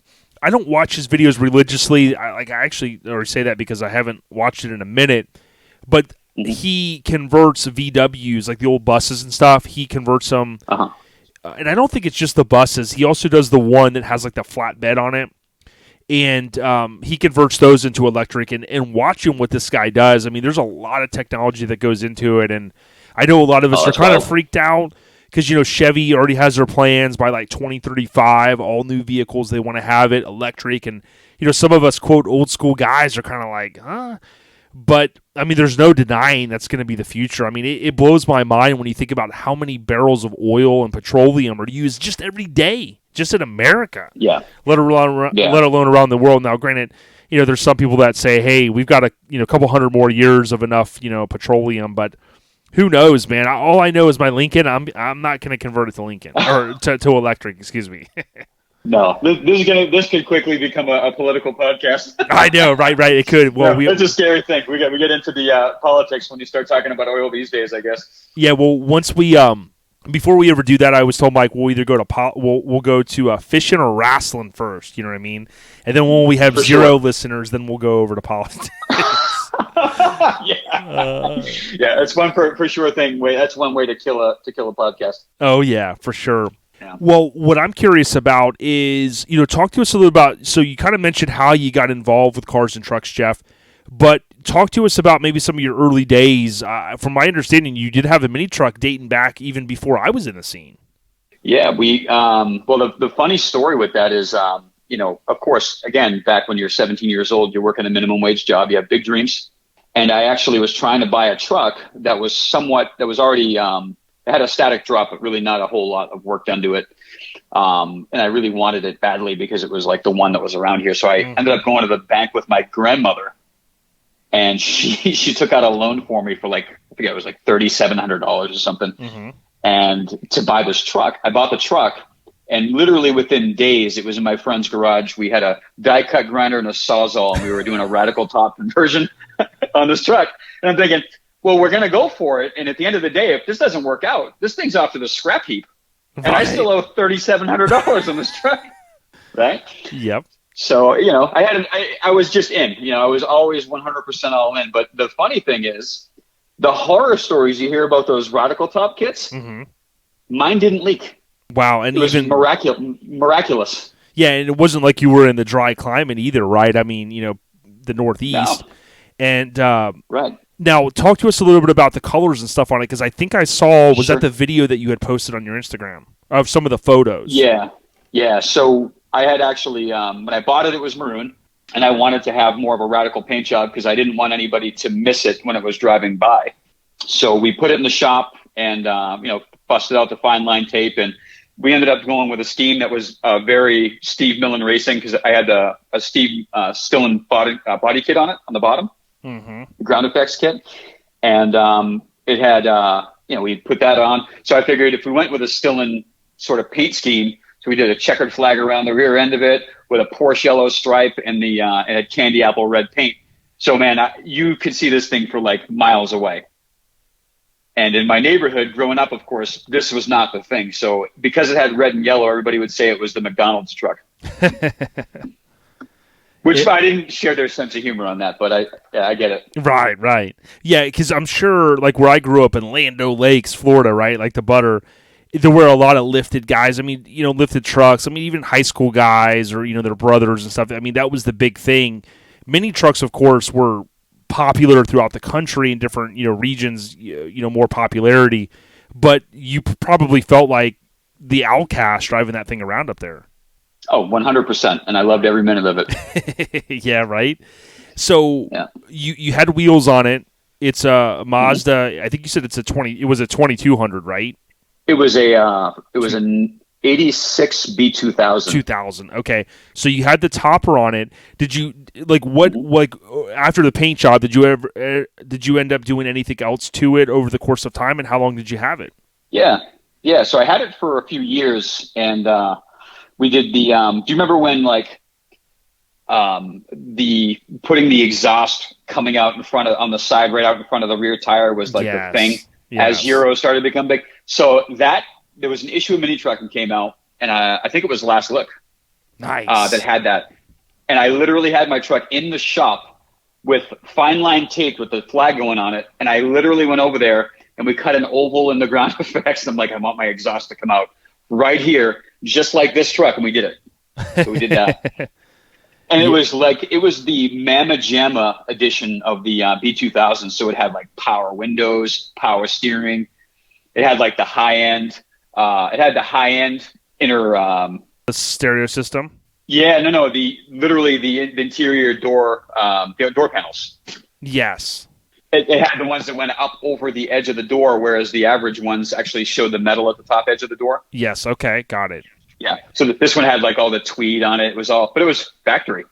Pretty cool. Yeah. I'm not a Mazda connoisseur, but I do know there were some different interior options to your point. So that's pretty cool. You pointed that out. Yeah. So that was kind of a cool thing. So my friends that had minis as well, had manual steering, so they'd be suffering, and I was just spinning my little GT Grant steering wheel, nice and easy. I know, right? So, and what's cool was, so like December '96, when the Last Look issue came out, you're right, it had the exhaust and it came out right in the bed. So I understand what you're saying. Like, it kind of gave you the idea to go, you know what, I'm going to switch it up and do that kind of mod. For sure. And I remember that being like the thing, and everybody thought that was so cool because they also saw it in mini trucking. Yeah, it's ironic how trends can start or manifest from seeing something that someone else did. So what was the kind of the fate of the truck? Did you kind of get through your teens and you wanted to switch stuff up? You get out of high school. Like, what was the deal in terms of it getting moved on to another owner? Sure. So I had that truck. I turned 20 years old, and I actually so where that story, I had my oldest son was born when I was 20. Okay. So I said, well, it's time for me to grow up and get a big boy car. So I sold that truck for $4,500. Nice. And I bought an extended cab Mazda, and because I needed a big boy car. So true mini truck. Everybody assumed, for sure. Everybody thought I was going to go out and get like a minivan or something. I bought an extended cab and put hydraulics in it. Oh, dude, you're the man. Well, thanks for not buying like a Ford Aerostar van. No disrespect to anybody that's got an Aerostar. Those were kind of my least favorites. Now, there was the one pink one that was cool, but that's the extent of it. Yeah. It just wasn't going to happen. So when I sold that, I was able to get the extended cab. We put a nice, it had a nice, it was the Mitsubishi. Remember when Mitsubishi came out with that really cool Eclipse? It was like a burnt orange, like a copper color. Yes. Yeah. So it was painted that color. We did the, from FBI Customs, we got the Phantom Grille and the Toyota front valence bumper conversion, and some real big 17-inch billet specialties, which today would be considered wagon wheels. Yeah, around that, you could almost like put a year or two at 117s were really, the stuff. I remember the first set of wheels that I bought, I was fortunate enough to be able to buy a set of center lines, and you can even go back to rap songs. I remember, I've said this before, when Debrat, when she's talking about rolling on 17s, and then it got to 20s and 23s, and, it never got to 25s, but it quickly escalated from there. It certainly did. Well, that's the thing is you kind of know exactly like what you said. Like lowriders, 13-inch spokes is the way you go. Yes. Right, 13s, 15s were like big.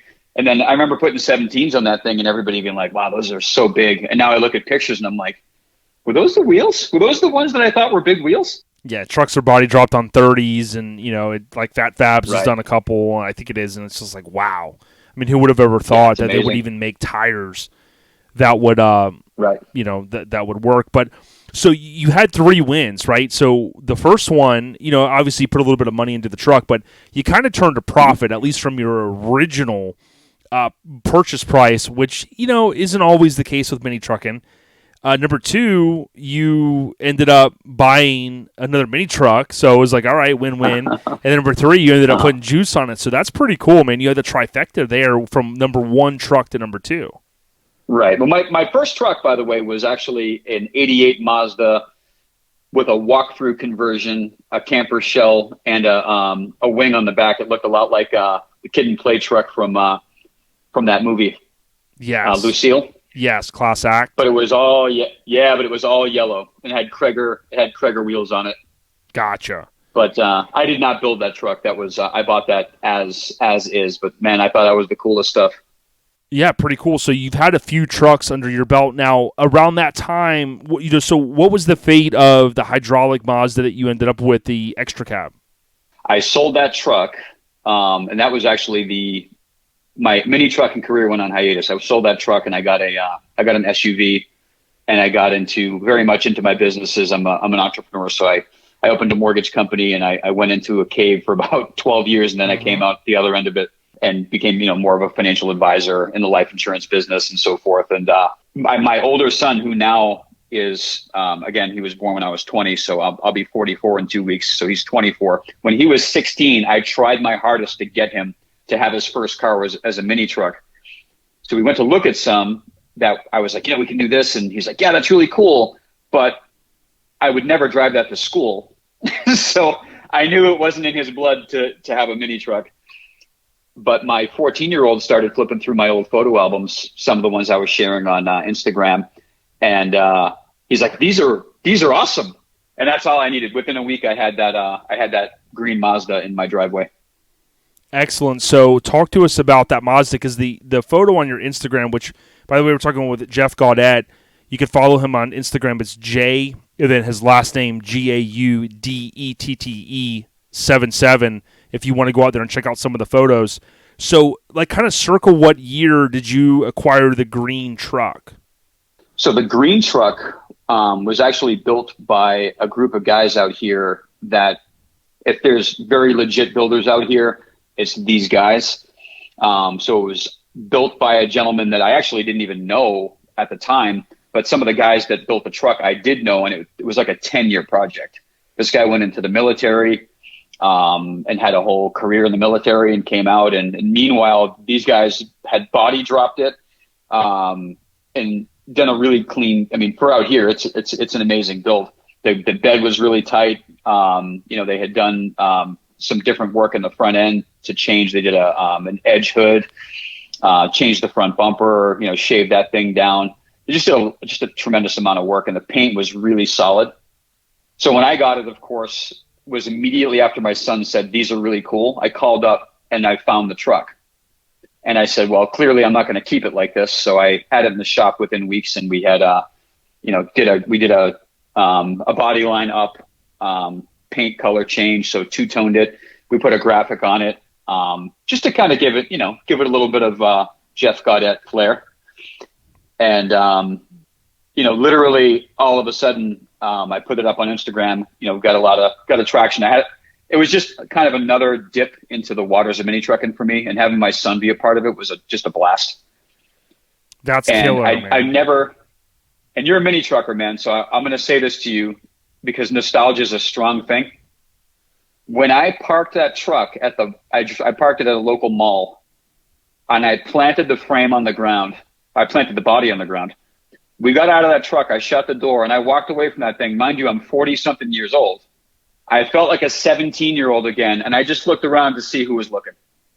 It was the greatest feeling ever. Yeah, isn't it an awesome feeling? And the cool thing is, that you got something cool, or I mean, at least a good feeling when you turn around and you look at your ride and you're just like, you go, "Hey man, I'm proud of it." It brings a smile to your face. And if your son's rolling with you, man, I mean, what else can you ask for? There's literally nothing cooler than looking across to the passenger seat and watching through his eyes the things you experienced when you were young. That for me is everything. I mean, I daily a much nicer car, but getting in these trucks and driving them brings you back to being a kid. It's really wild. Yeah, that's the feeling that you get. Like I said, I mean, it really brings back the nostalgia. And I'm curious to kind of know, I've seen some of the photos. I loved when it was green. I think you also shared one where, like you mentioned, some of the paint work that was done. I mean, you don't see a lot of those trucks, especially with that front end. So to me, it was unique in that way that, there's not a lot of them. And plus, where you're living up there wasn't a lot of mini trucks, as you've kind of established. What was the fate of that truck, Jeff? So this is actually this is my favorite part of the story. I found my next truck, which we're going to talk about hopefully in a second. Oh, yeah. Which is really exciting. But I found that, and I had connected with a guy on Instagram who had told me a very sad story about his situation and how he's a lifelong mini trucker, and, "Oh my God, your truck's great. And I had this and I had that. And I had to do these things because of health reasons, and my wife passed away and all this stuff." Wow. So I had reconnected with this guy, and he had we had sort of agreed. I said, "Hey, look, if you can come up with this much money, I'm going to sell you this truck." I bought the next truck, and it was on its way here. We'll talk about that in a second. And I got in touch with this guy. I said, "Hey man, why don't you go ahead and just wire the funds? I'll ship this truck out to you on me." And he lives in Florida. And he said, "Listen, I had to spend a couple thousand of that money that I told you I'd set aside for this truck, and I'm heartbroken, but man, you're going to have to sell it to somebody else, and they're going to love it and all this stuff." And I sold it to him anyways. And Wow. he has it now, and he's bringing it out to local shows out there, bro. And every time he goes to a show and gets like a trophy or something for it, he literally sends me a picture, and there's like a paragraph, and literally like you want to cry when you read this stuff. Yeah. Wow. Yeah. So that was the fate of that, man. That was a pay it forward truck, and I'm very, very happy that that's the way that went down. Dude, I mean, it's moving. We'll talk about the next truck, but so you basically kind of got motivated because you're like, well, look, I don't want to be a hoarder, and you're going to like let the one go. And you had this good news story where this guy really wanted it, right? You just established that. But then you felt like you were going to be getting something that you really wanted, right? And it was a West Coast truck. This truck, man, this literally ties together all that the word nostalgia we keep throwing around. Yep. This truck, between the nostalgia of what it is, being able to have something that ties into my youth in ways we'll talk about in a second. The people who had their hands on this thing, for me, this is like, for baseball fans and people who own like cards, this is like having like a Michael Jordan rookie card. Yes. Yeah, I love it. Now, we'll talk about some of the exposure that the truck got, but why don't you let everyone know the truck that you own now? Some know, but maybe not the masses. So what truck did you end up acquiring? I literally was on Instagram, and the amazing part of social media, because there's a lot of negatives in my opinion, but the amazing part is to connect with people who think the way you do. Yes. Right. So it is an echo chamber, but in the capacity that I use Instagram, it's a good echo chamber because it's all minis all day long. I don't connect with anybody but mini truckers on there, which is pretty cool. Oh yeah. I saw this thing go up, and I saw the picture of it, and it had a picture of the truck and had a little bit of a write up, and I said, yeah, that's what I thought it was. I recognized that from Mini Truckin. It was a 2009 July issue of Mini Truckin cover truck. And this kid had it, laid out in his driveway, and he's walking around it. And I can see it needed a little bit of love, but the paint was still really good. It was all there. The metal was solid, no dents, no major damage. And this guy didn't really know what he had. I literally got in touch with this guy that day, and I said, I don't stop talking to anybody. I got to have that truck. I'm buying it. I was dealing with, I was putting the deal together. So that was really exciting. But how it all went down, man, is a testament to, I don't know. I mean, I'm not a very religious person. I say I'm fairly spiritual. It's a very interesting way that the universe comes together when you want something. Yeah, so the down-to-earth truck, as we know it, we'll talk a little bit more about down-to-earth, but they basically had two cover trucks. So you had Duck, which was January 99. They had this cover that they shot from, I think it was Texas Heat Wave. And then they, 20 years later, about 20 and a half years later, in June of 2009, as you've established, you have Down to Earth is on the cover, right?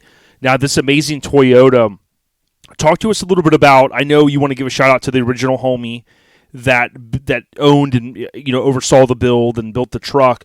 Talk to us about him a little bit from what you know, and then how you ended up getting it, because I think it changed hands a couple times.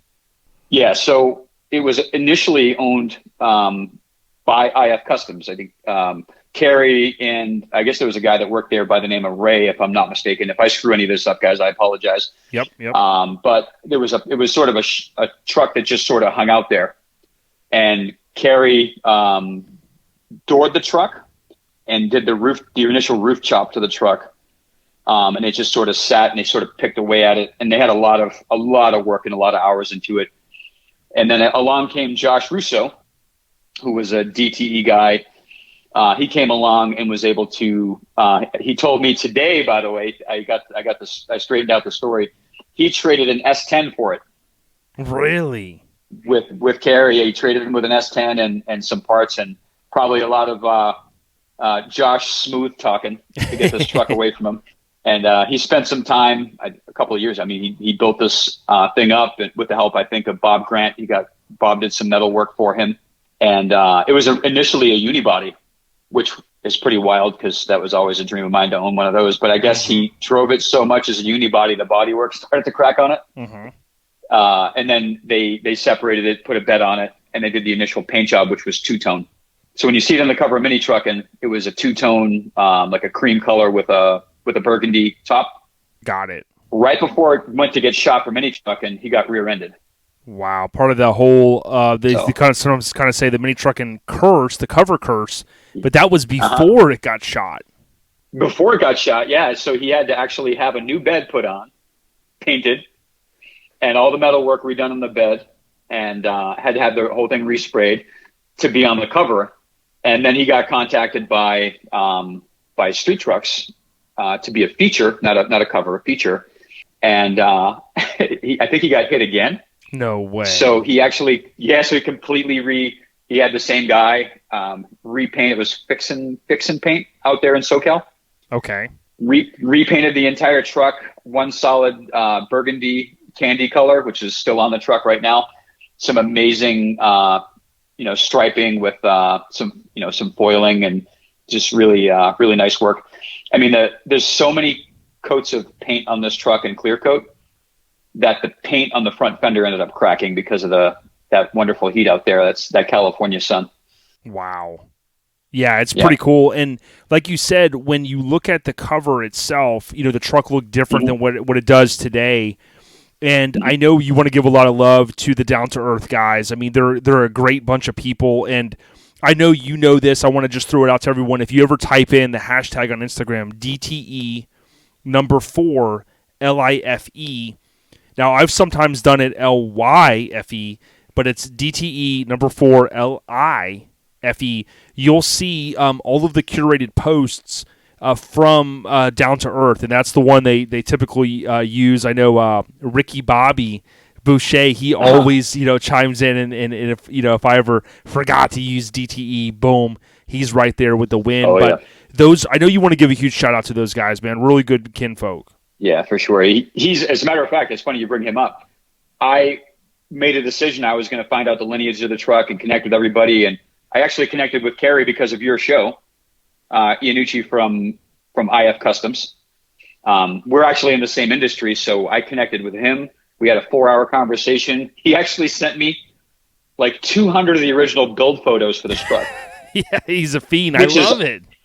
Which is awesome. But then I got in touch with Josh Russo, who had it on the cover, but I had to hunt him down through Instagram, and it was Ricky Bobby that connected me with him. Everybody initially was like, man, what do you want with Josh? I'm like, no, dude, I bought his truck. And they're like, cool. And they put me with him. And then Josh and I became sort of fast friends. And he's like, I want you to connect with Chris Cotto, who's the president of the club. And Chris and I got on the phone, and he's like, man, I'm looking at a guy who built these trucks, and you live in Boston, but it looks like you've been doing this stuff for a long time. I'm like, yeah, man, it runs deep. He goes, I would love for you to have a logo on that truck. And I'm not kidding you when I tell you this. Like, I know this sounds really cheesy. I got a little teary-eyed, and then they sent out to me the rear window sticker, the rear window logo. Yep. And I put it on with my son like 2 weeks ago. I stood back away from this truck. You have to understand, like, Down to Earth SoCal's lowest to me when I saw that in magazines was like, that was like the status. Boom. So when I put it on the truck and me and my son stood back, man, it was a moment.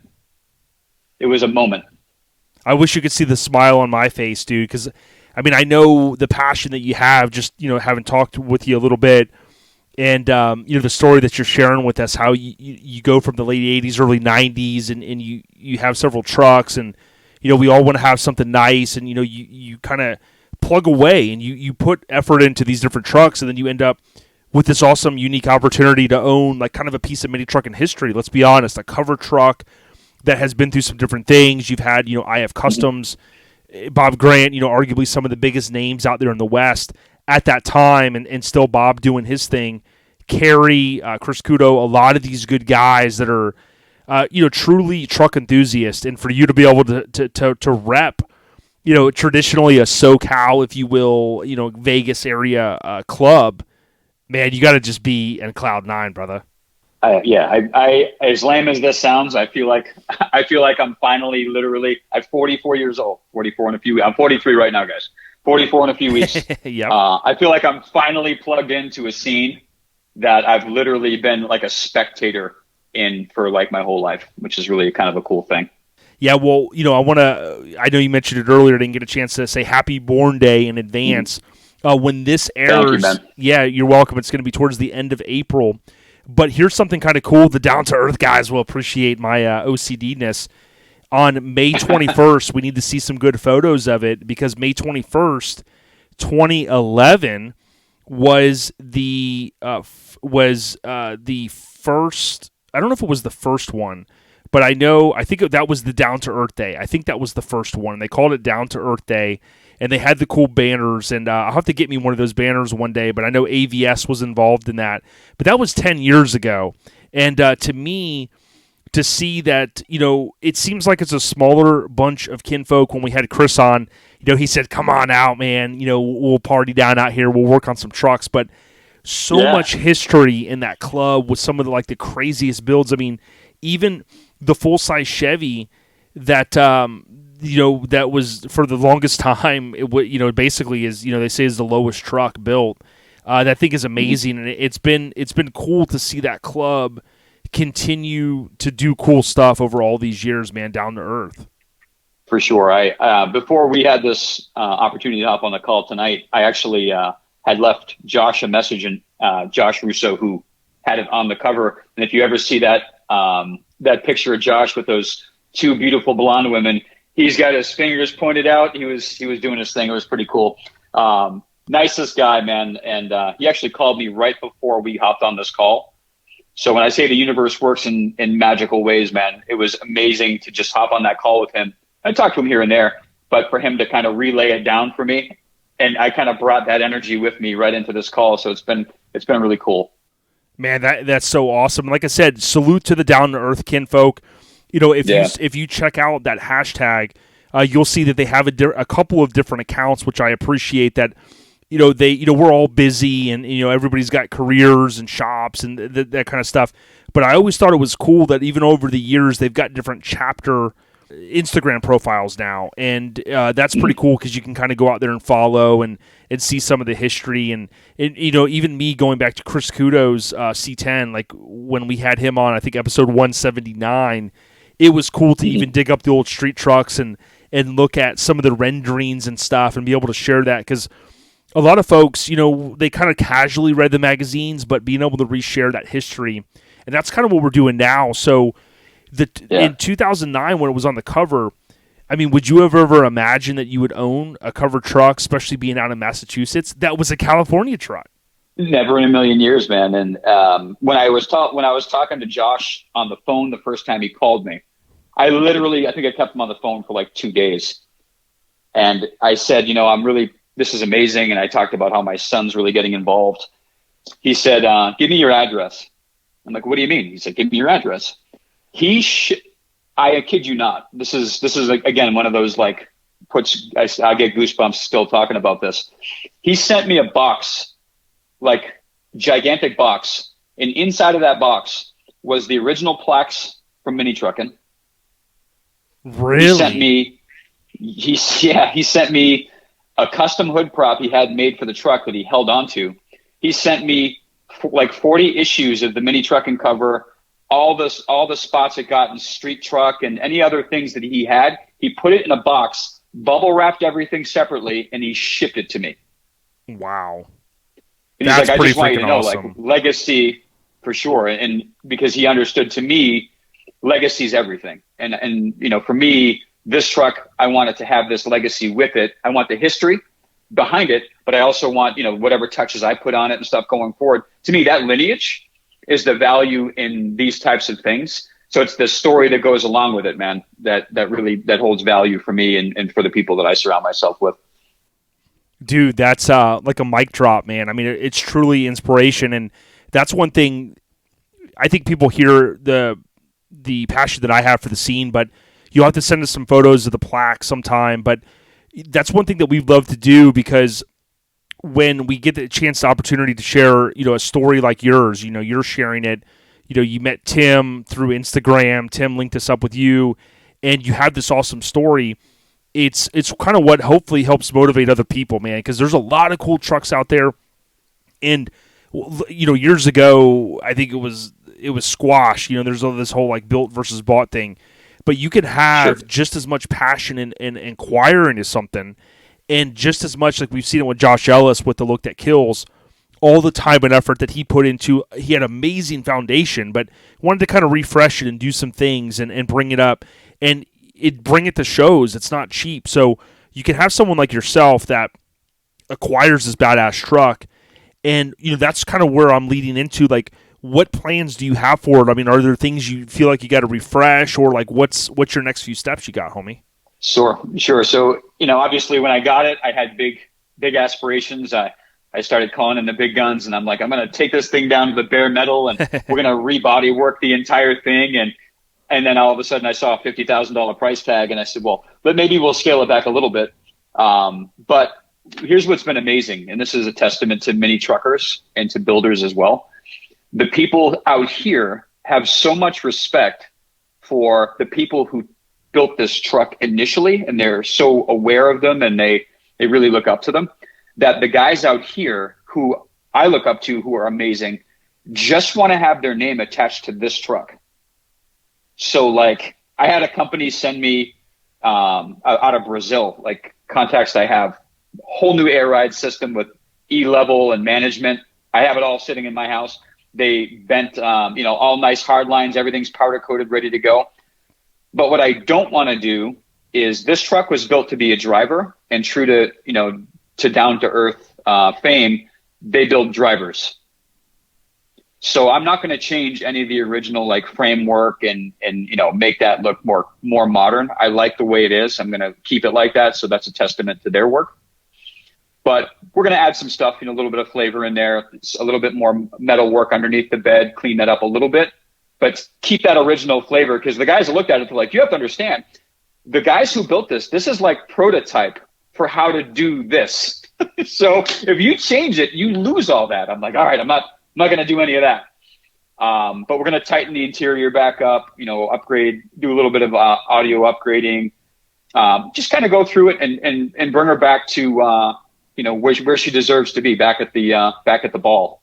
Yeah. And that's important, because I talked to Josh about it and others quite often, that no matter what you acquire, you could have the perfect, baddest, craziest show truck, and there's always going to be things that you maybe want to change, or you might go, the way they mounted this, I just want to change this a little bit, or maybe they drove it a lot, so it's like, the seat's a little worn. So the cool thing is, now that you have such an awesome canvas to start with, you don't have a lot of that crazy fab work to start with, right? And a lot of that was done years ago, and it's held up because you had some of the best names in the industry, West Coast, however you slice and dice it, the best of the best. So for sure, you really have this opportunity. You have this awesome opportunity to really mold it into what you want. Now, reinforce to us how it looks a little bit different, right? Because of the paint. And was there a story on why he ended up repainting it after it got shot, or was that because of the other accident you mentioned? Well, he said he had gotten an accident, and also he drove it so much. That's right. Okay. He said he drove it from like Cali to like Mississippi and all over the place, that it started getting a little road worn. And he said that the accident that he had gotten in, that the insurance paid out really well, and he had a really good guy that was willing to paint the whole thing over. So the street trucks guys thought he was showing up to that shoot with a two-tone truck, and he showed up with a completely different truck. That's insane. Yeah, that is pretty cool. Which is how it looks right now. This is the same. The way it looks right now is the same way it looked in street trucks. Oh yeah.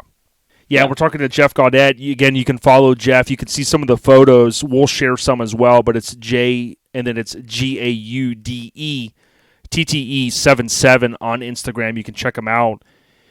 What's your favorite aspect of the truck, or what are you most looking forward to? So you can kind of answer it either way, but I kind of wanted to ask that and pose that question to you.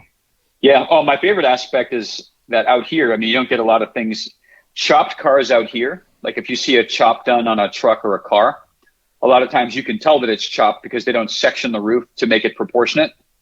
This truck, when you look at it and you're standing next to it, you can't immediately tell that the roof's been chopped 3 inches because they sectioned it and made it proportionate. It's done well. It's, they sectioned the center of it. But of course, I was so excited to get it out here because of that. And it's so low. It's like 37 inches from the ground when it's laying on the ground.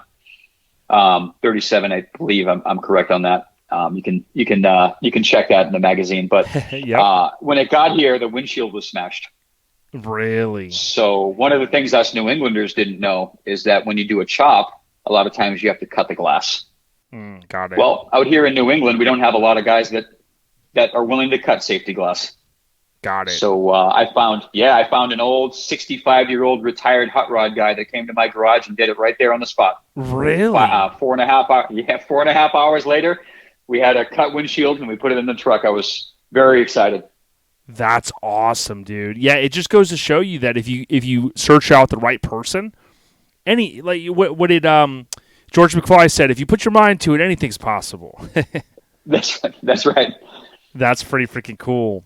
Now, what is your son? I know you said your son was kind of the gateway into getting into the other Mazda. What does he think of it now as 14-year-old? My son's 15, as you mentioned earlier. Does he think it's cool? Will he one day get to drive it maybe around the mall? This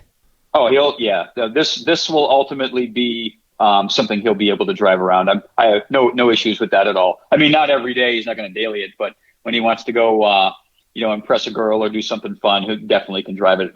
He's the local car show socialite. We pull up to the car show, we get out. We have not brought this truck there yet, but the other one. And he'll get out of the car, and he just disappears. And he's talking to all the guys with their hot rods, and they all know him. It's hilarious. And that was from the first time we ever went. So it'll be interesting seeing him hop out of this red truck. When we get to his show, he'll be around, telling everybody how he had his hand in it and how it's been a blast. Very cool. Yeah, I know you gotta be excited for the future. And like you said, you've had this mini trucking, lifestyle that you kind of lived for the better half of, give or take, 30 years or so, right? It's kind of the timeline in my head. You've been reading the magazines a long time. I would hope that, once you kind of get it where you can take it to some shows and stuff, that people are going to really appreciate and they're going to gravitate to it. I know you may not be able to make mini truckin' nats this year, but even next year, I know it's a little bit of a haul. I think the other aspect that'll be underrated is you have this West Coast classic truck, cover truck. My buddy Josh always says, hashtag not. You're gonna have to start using not Fester's truck, right?